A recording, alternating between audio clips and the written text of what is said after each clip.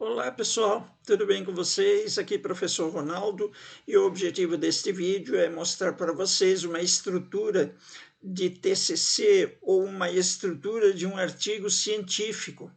O que vai no artigo científico, quais são as partes de um artigo e o que colocar em cada uma dessas partes. Tá bom, gente? Então vamos lá colocar um pouco do que precisa ser feito para você fazer teu TCC, se o teu TCC for um artigo científico, tá bom? Então fiquem comigo esses minutinhos. Se depois você gostou do vídeo e quiser mandar para os teus colegas de faculdade, para os teus amigos, fique à vontade, eu só te agradeço por isso, tá bom? Então vamos lá ver o que vai no dito cujo artigo científico, que é um terror para tantos alunos, tá? Alguns alunos ficam muito assustados quando chega o momento de terem que fazer um artigo, de escrever um artigo. Aí eles pensam que tem que escrever 80, 100 páginas. Tem faculdades que dizem que tem que ter pelo menos tantas páginas, querendo com isso exigir um bom trabalho, um trabalho de boa qualidade. Mas a quantidade de páginas não é determinante para a qualidade de um artigo. Eu diria até que é melhor ter poucas páginas do que muitas. Mas eu já expliquei isso em alguns vídeos anteriores e vocês podem dar uma olhadinha no meu canal e lá tem mais algumas explicações sobre quantidades de páginas ideal para um artigo. Tá bom? Então vamos lá.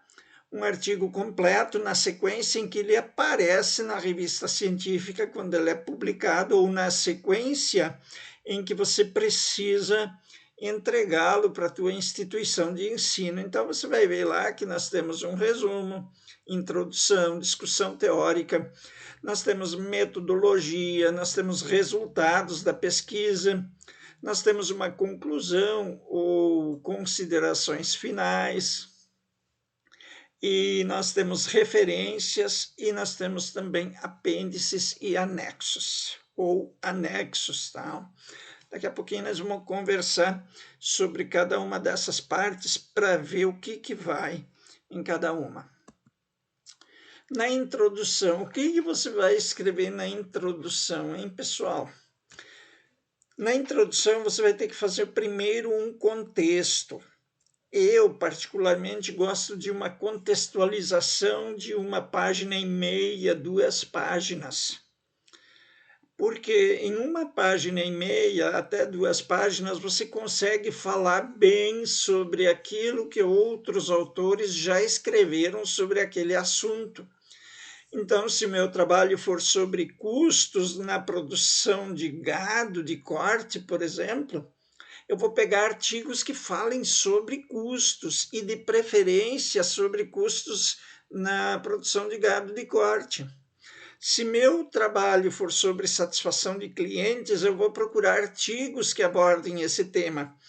E se meu trabalho é sobre satisfação de clientes de clínicas médicas, por exemplo, eu vou procurar artigos sobre satisfação de clientes, mas eu vou tentar encontrar alguns bem específicos sobre esse tema e vou contar uma história para o leitor. Eu vou contar para o leitor o que essas pessoas fizeram. Então, eu vou falar em termos de objetivos, de métodos, de resultados e de conclusão. Por exemplo, se eu tiver que fazer sobre custos na criação de tilápias. Então, se eu quero fazer um trabalho sobre custos na produção de tilápias, então vou procurar artigos sobre isso, e daí lá no resumo do artigo você vai encontrar objetivo, método, resultados e conclusões. Isso todo o resumo de um bom artigo tem que ter, tá, pessoal? Aí eu vou procurar lá, custo de produção de tilápia. E daí eu achei um artigo que no resumo fala: o objetivo deste artigo é estudar o quanto um piscicultor gasta para produzir 1 quilo de tilápia. Bacana. Como é que ele fez? Porque fez de tal forma. O que ele descobriu? Descobriu que o custo da tilápia é de R$ 8 o quilo. E isso está quase o preço pelo qual ele vende a tilápia. Então, ele está tendo pouca margem de lucro no seu empreendimento. Vamos imaginar que o autor fulano de tal descobriu isso. Bacana, então você vai contar essa história daquele primeiro autor na tua contextualização. Depois você pegou um outro autor que fez uma pesquisa sobre criação de tambaqui em Manaus, na região próxima da cidade de Manaus. Ou alguém que fez um tanque-rede no Rio Madeira e criou tambaquis. Então você vai contar essas histórias em uma página e meia. E cuidado, sempre citando fontes, tá, pessoal? E daí você contou toda uma história, uma página e meia, mais ou menos, ou 2 páginas de um contexto sobre como está o estudo sobre aquela área que você quer abordar. Muito bem. Depois que você fez esse contexto, você vai ter que fazer uma coisa chamada delimitação do tema. O que é essa delimitação de tema, hein, pessoal? Olha, depois que você fez a contextualização, você não acha que vai ser fácil para você dizer o seguinte: este trabalho é similar ao trabalho do fulano, ou é similar a fulano de tal e o ano entre parênteses.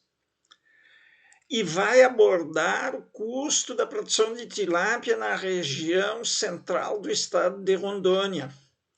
Bacana, então se você fez um bom contexto, você já vai ver com qual trabalho o seu vai ser parecido ou vai ser similar, e daí é só dizer o que você vai fazer.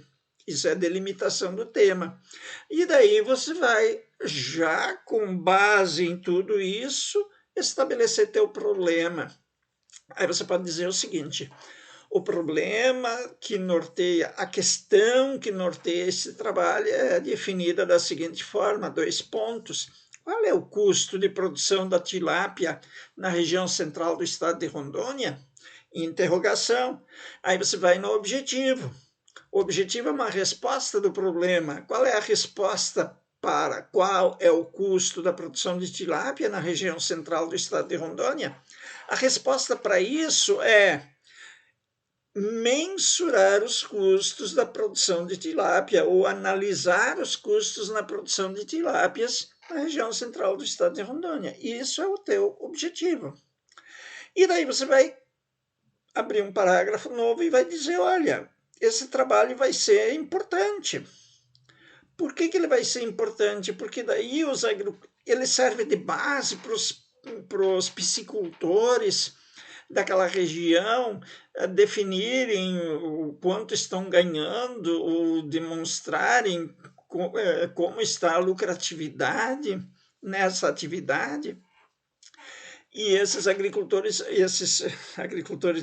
piscicultores poderão adaptar esse modelo de levantamento de custos para suas atividades também.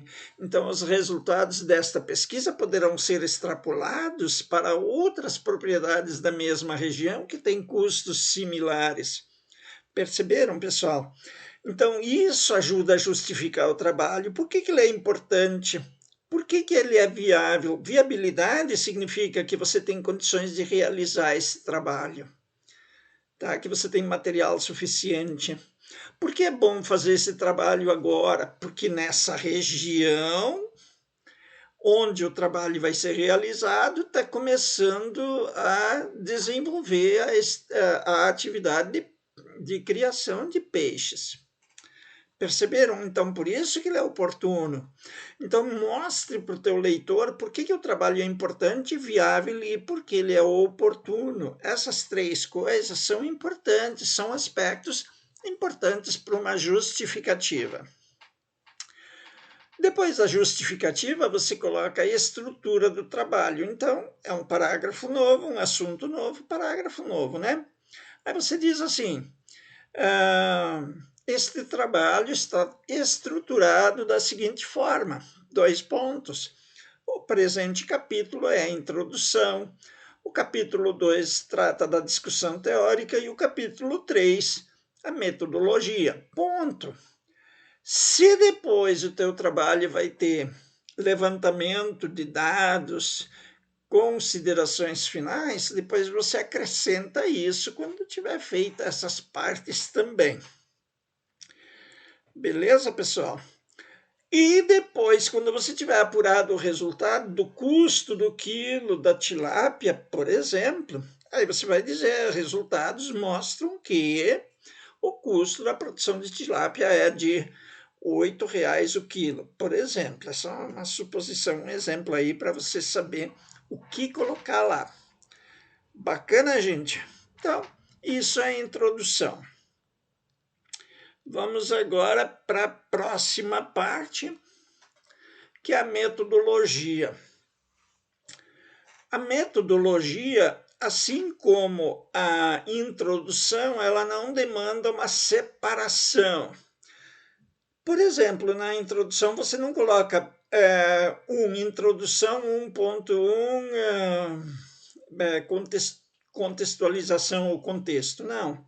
Você coloca introdução, pronto, daí você escreve tudo que você quer escrever abaixo, separando os assuntos com parágrafos, certo? E não precisa fazer subdivisões. Na metodologia, eu acho que eu esqueci a discussão teórica aqui, né? Esqueci a discussão teórica. A discussão teórica, desculpem, pessoal, na discussão teórica, você pode conversar com o teu orientador e dizer, professor, o que eu devo colocar na discussão teórica? E daí o teu orientador vai dizer algo como começou a contabilidade de custos? Daí você vai pensar, eu fiz a disciplina de contabilidade de custos e eu lembro que começou com a contabilidade societária. Eu acho que foi isso, mas eu vou pesquisar então. Daí você pesquisa alguns autores, podem ser os mesmos que você usou na contextualização, mas você pode usar novos autores também.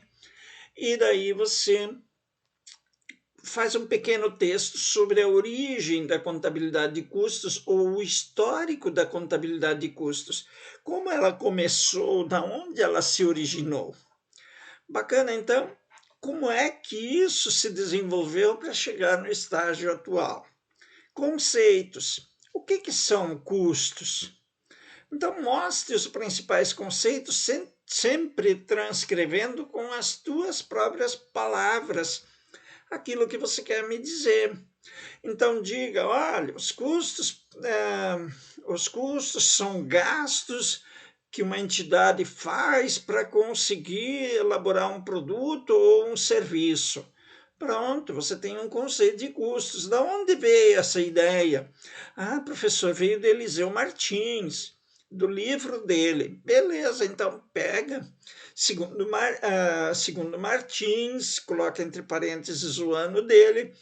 Os custos são gastos, são sacrifícios financeiros que uma entidade faz para obter a elaboração de um produto ou de um serviço. Aí você já vai lá no final do teu TCC e já escreve referências e Martins, e ponto, e daí você coloca lá contabilidade de custos e daí editora, tudo certinho nas referências. Bacana, gente? Para vocês não fazerem errado. Beleza? Origem. Então, origem, conceitos. O que são custos? Então, custos, conceito do que mais o teu professor vai considerar importante nesse contexto. Perdas. E o que são perdas? Aí eu vou procurar um artigo que explique o que são perdas. Perdas são sacrifícios involuntários que a empresa não esperava em realizar devido a operações que fracassaram ou devido a problemas que ocorreram durante a produção. Beleza, então você tem um conceito de perdas. O que mais o teu orientador vai pedir para você fazer de conceitos, ou que você já pode ir fazendo de conceitos para ir adiantando um pouco o assunto? para não deixar teu orientador dizer assim, pô, mas tu escreveu uma linha só e já quer conversar comigo de novo. Não, escreva uma página e daí você me traz. Bacana, gente? Conceitos de custos, de perdas, de investimento, você tem que saber a diferença entre cada um desses conceitos, então você tem que entender isso direitinho e escrever isso. Aí o aluno começa a escrever sobre origem e daí ele já quer explicar o que é aquilo, ele está entrando falando de origem e já quer explicar conceito junto com origem. Por isso que é importante que você aprenda a separar, de organizar a discussão teórica. Tá? Porque lá você está lendo sobre origem e daí você encontra alguma coisa que fala sobre a importância de se calcular os custos. Aí você já escreve isso junto. Não, deixa, faz uma fichinha de leitura, já deixa anotado o que aquele autor falou e faz uma fichinha de leitura separada sobre a importância dos custos e deixa separado, ou já abre um 2.3 lá e coloca a importância dos custos, ou a importância da compreensão dos custos. Bacana, gente. E aí você pode escrever, mas deixa separadinho para quem lê perceber, puxa, essa pessoa aqui realmente escreve bem, porque ela sabe separar bem os assuntos. Então, você escreveu sobre origem, conceitos, importância. Agora chegou na hora de você falar um pouco sobre as tipologias. E no caso dos custos, as tipologias são os tipos de custos. Eles podem ser classificados, daí você fala lá, segundo fulano de tal. Os custos podem ser classificados em fixos, variáveis, diretos, indiretos e tal. E daí você vai colocando essas classificações e explicando para os leitores o que cada um desses custos significa. O que é um custo indireto? O custo indireto pode ser tal coisa, né? O material de limpeza da fábrica pode ser um custo indireto. E ele pode ser fixo, porque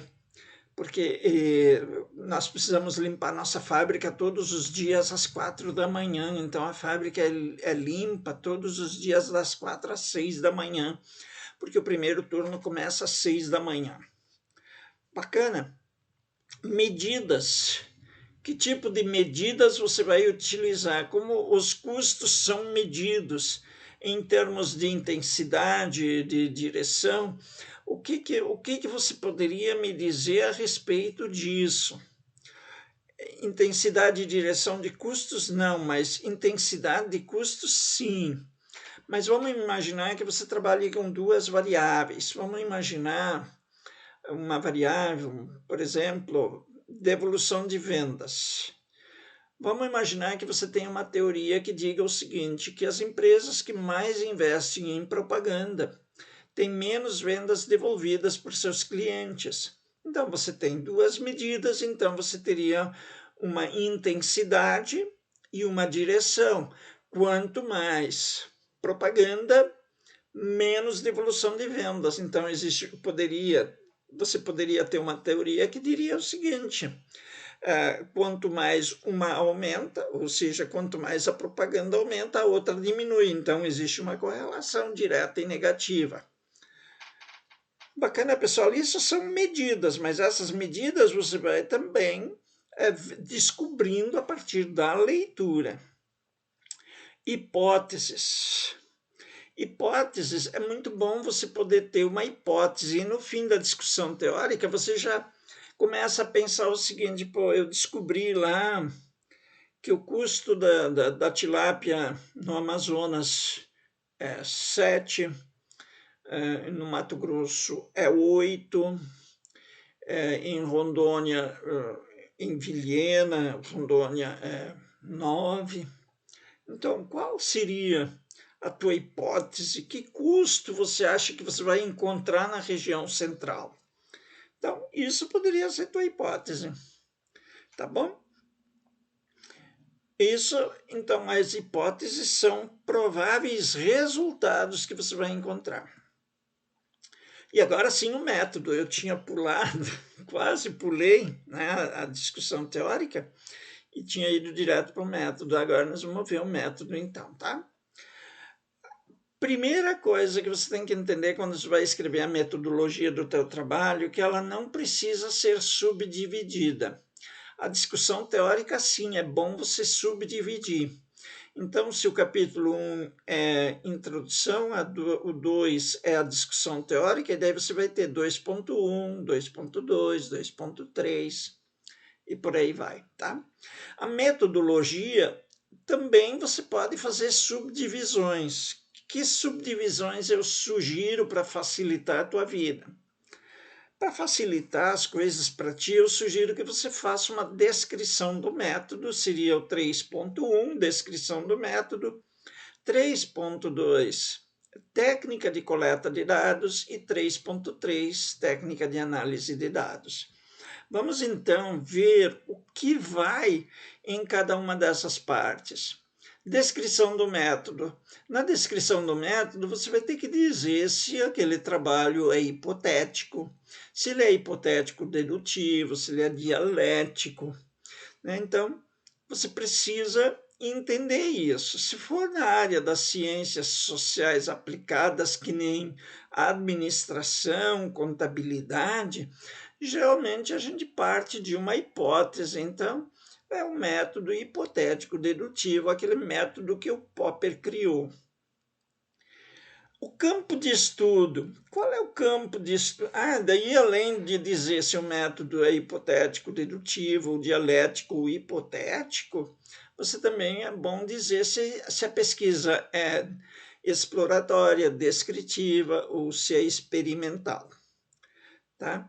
Depois que você definiu o método, se a pesquisa é exploratória ou descritiva ou experimental, você vai para o campo de estudo. No caso do exemplo do custo de produção de tilápias na região central do estado de Rondônia, o campo de estudo é os piscicultores ou a atividade de piscicultura na região central do estado de Rondônia. Se ela for quantitativa, se ela for relacionada à medida de custos, ela é quantitativa. Por quê? Porque a pesquisa quantitativa responde a duas questões principais: o que e quanto. A qualitativa responde como e por quê. Então, por exemplo, se você vai fazer uma pesquisa sobre o treinamento da moça que pesa as frutas que você compra no supermercado, você já pensou quantos códigos diferentes aquela pessoa precisa conhecer e lembrar? Ela precisa olhar para aquela fruta e saber que fruta é, ou que tipo de legume é aquilo? Ela precisa saber, né? Como é que é o treinamento dessa pessoa?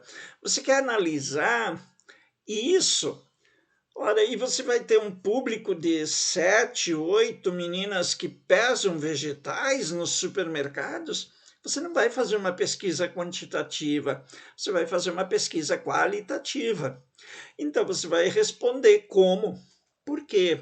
Então, como é feito o treinamento das pessoas que pesam vegetais nos supermercados? Então, aí é claro que é qualitativo, porque é uma amostra pequena. Você vai medir a satisfação dos clientes do varejo de Ouro Preto do Oeste. Então, você teria que fazer uma pesquisa quantitativa, porque envolve uma grande quantidade de pessoas e vai te responder quanto. Essa pergunta, quanto, vai ser respondida. Quanto é o grau de satisfação desses clientes?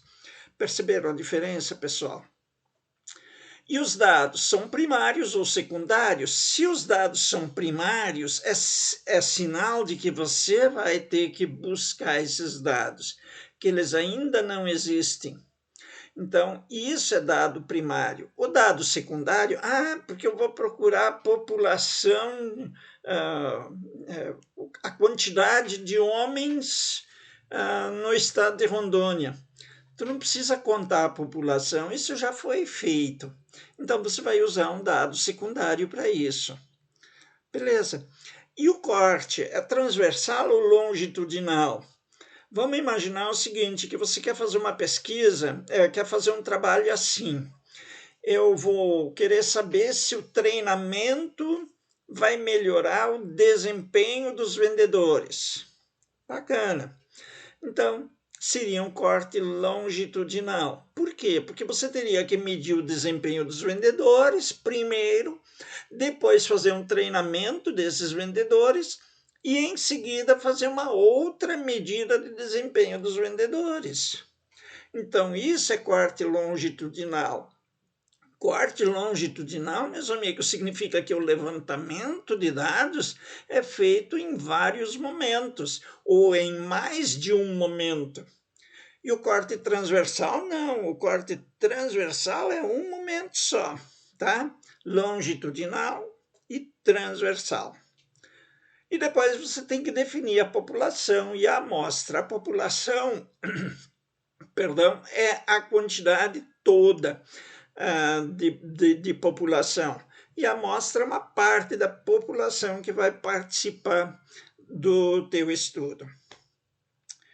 Depois que você descreveu o método, todos os aspectos do método, você vai escrever a técnica de coleta de dados. E a técnica de coleta de dados também varia e muda de acordo com a descrição do método. Se você falou lá que você vai fazer uma pesquisa qualitativa, você vai ter que usar uma entrevista ou uma observação participante, tá? Então, isso é ferramenta de coleta de dados para pesquisa qualitativa. Se tua pesquisa é quantitativa, você vai usar um questionário. Tá bom, pessoal? No futuro eu vou fazer um vídeo para vocês sobre como elaborar um questionário ou sobre como elaborar um roteiro de entrevistas.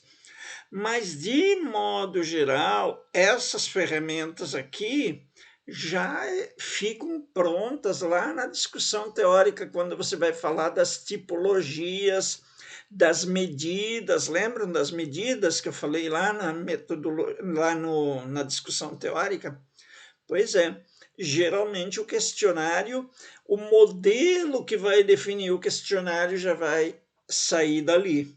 E daí você vai ter esse modelo já para elaborar o questionário.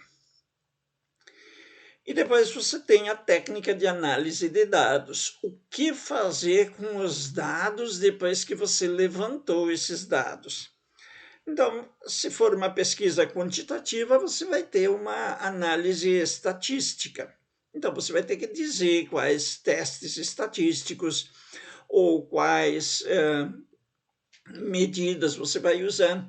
Você pode dizer o seguinte, para calcular a idade, eu vou usar a média, a mediana e o desvio padrão da idade. Para gênero, para sexo, eu vou calcular só a porcentagem. Tantos por cento homem, tantos por cento mulher. E está resolvido. Então, é só contagem, porque sexo é uma medida binária. Você pode colocar, para fazer a contagem, você pode colocar 0 para 1, por exemplo, 0 para homem, 1 para mulher, e daí depois que você fez a contagem, se somou tudo, vai chegar na quantidade de mulheres que tem. Os restantes são os homens, e daí fica fácil. Mas geralmente você pode também colocar no teu questionário homem, mulher, e depois fazer a contagem. Então, para essas escalas nominais, como sexo, por exemplo, você só vai calcular a quantidade. Homens, mulheres, por exemplo. Tá? Mas existem testes, testes estatísticos, análise de correlação, de regressão. Então, você pode usar todas essas ferramentas. Existem muitas ferramentas hoje que te ajudam a fazer isso. Uma delas é o Stata, é um software estatístico espetacular. Outro é o SPSS, que também é muito bom, muito completo. No Excel também dá para fazer, a maioria desses testes estatísticos dá para fazer no Excel, só que daí você vai ter que entender um pouco de Excel para fazer, tá bom? E se for qualitativa, o que você vai fazer? Geralmente, a análise qualitativa te dá uma quantidade de opções maiores. Então, existem várias ferramentas, mas a principal delas é a análise de conteúdo. E nos resultados da pesquisa, o que você vai escrever, hein, gente? No resultado da pesquisa, você vai primeiro colocar a caracterização da tua amostra.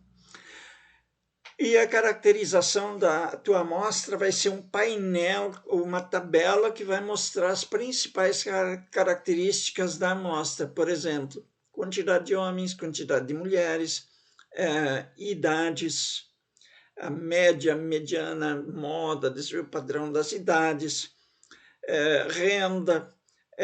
Isso tudo é caracterização da amostra. Estatísticas descritivas das variáveis. Então, estatísticas descritivas são média, moda, mediana, desvio padrão, os percentis e por aí vai, tá?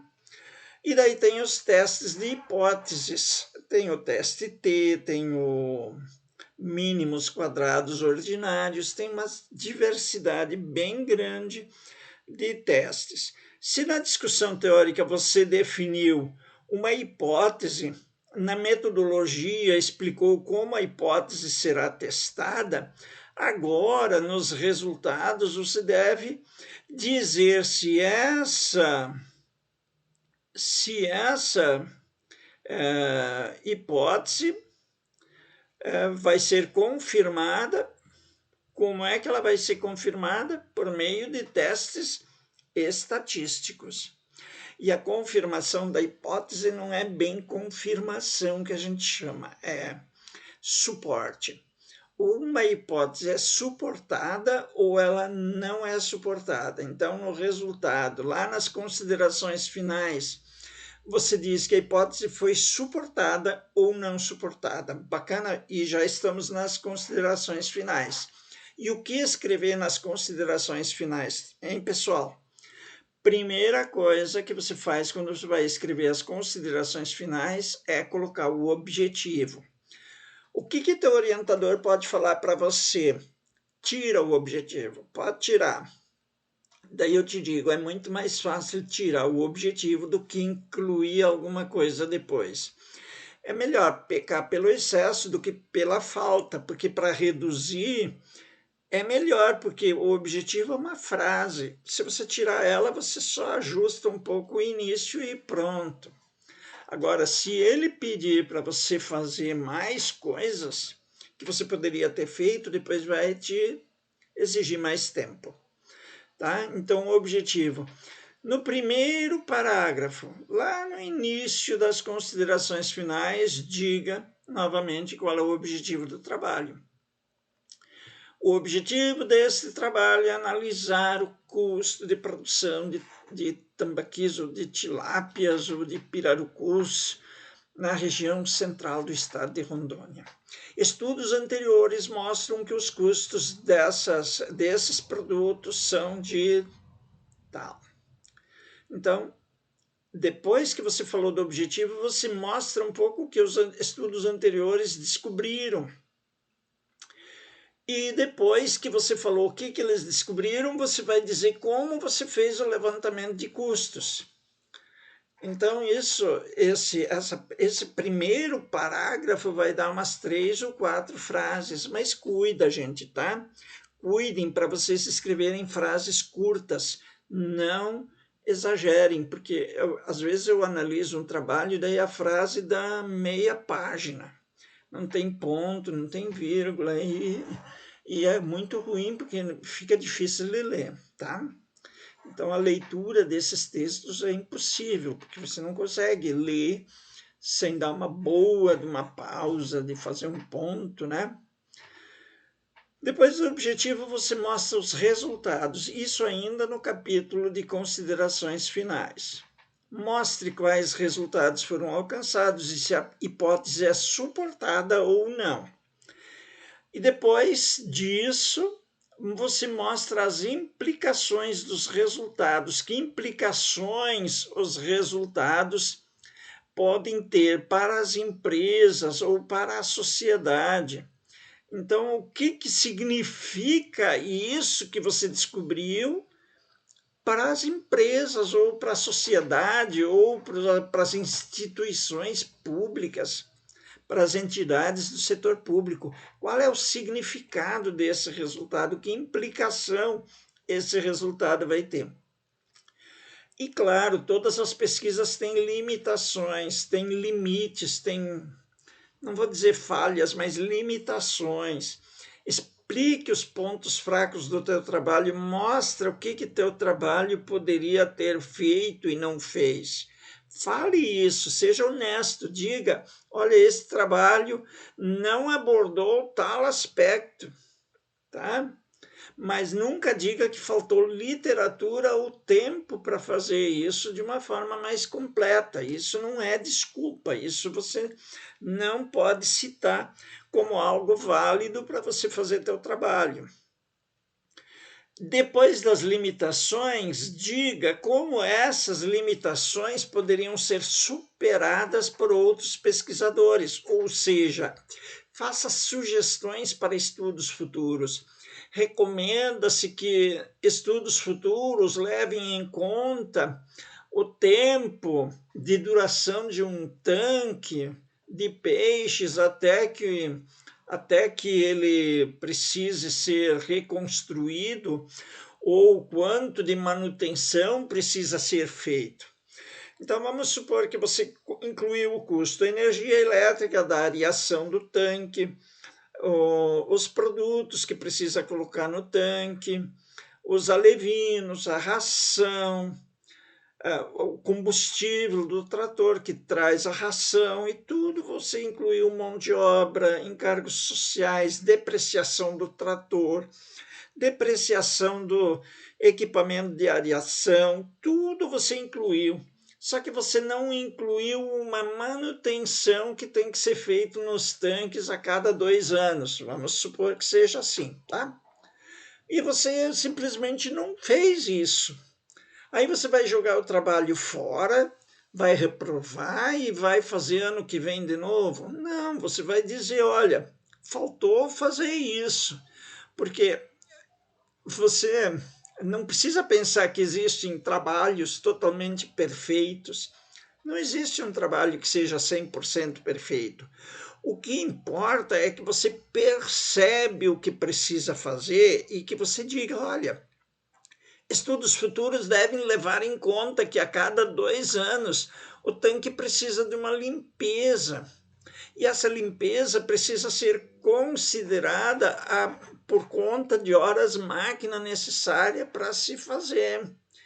Então, a pessoa que vai ler teu trabalho, ele vai ver, não, essa pessoa é honesta, ela falhou talvez em algum momento, mas ela é honesta. O teu colega pode ver, puxa, que legal isso aqui, eu vou fazer um trabalho que nem esse lá no sítio do meu pai. Mas aí eu vou olhar quanto custa para a manutenção do tanque.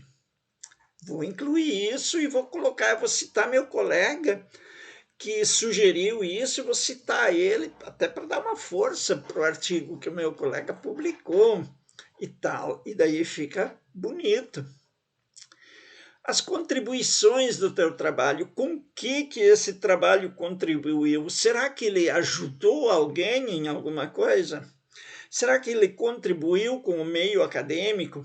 Como é essa contribuição? Ele contribuiu com a sociedade?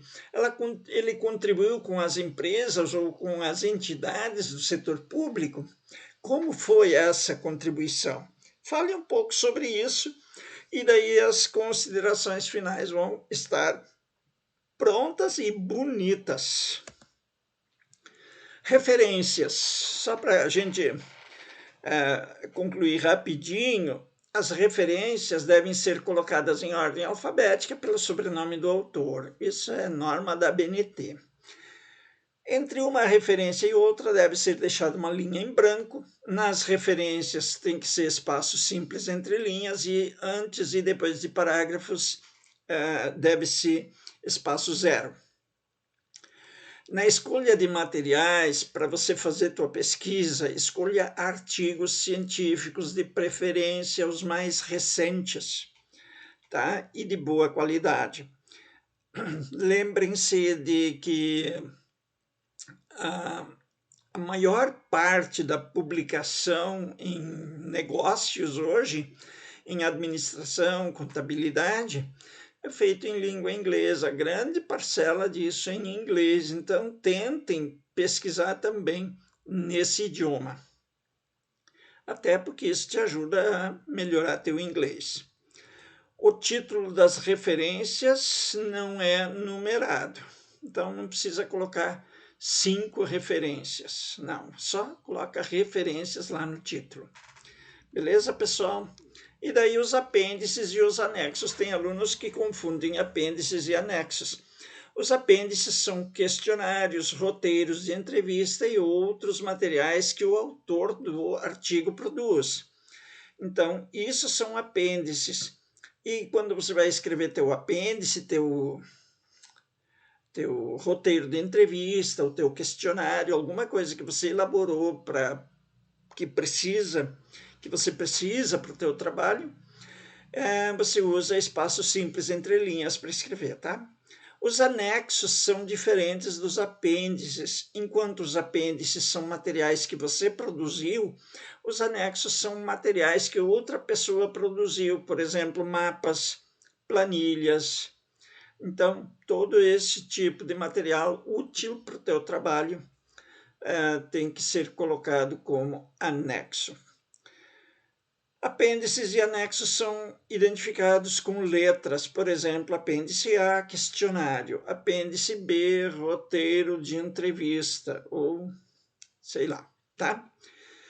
Então, basicamente, o que eu tinha para conversar, deixa eu ver se ficou tudo certinho, eu acho que ficou. Então, aquilo que eu queria conversar com vocês era isso, tá, pessoal? Se tu gostou desse vídeo, já manda para os teus amigos que talvez seja útil para eles também. Se você ainda não é inscrito no meu canal, aproveita e faz tua inscrição, que de vez em quando eu faço um material desses. Eu vou tentar fazer um vídeo por semana sobre metodologia, sobre administração, sobre contabilidade. E deixa lá embaixo o teu comentário para me sugerir novos vídeos. Diga assim, eu gostaria de saber tal coisa, sobre tal assunto, e daí eu faço para ti, tá bom? Um grande abraço para todos, fiquem todos com Deus e em breve eu publico novo material para vocês, tá bom? Um abraço, gente. Tchau.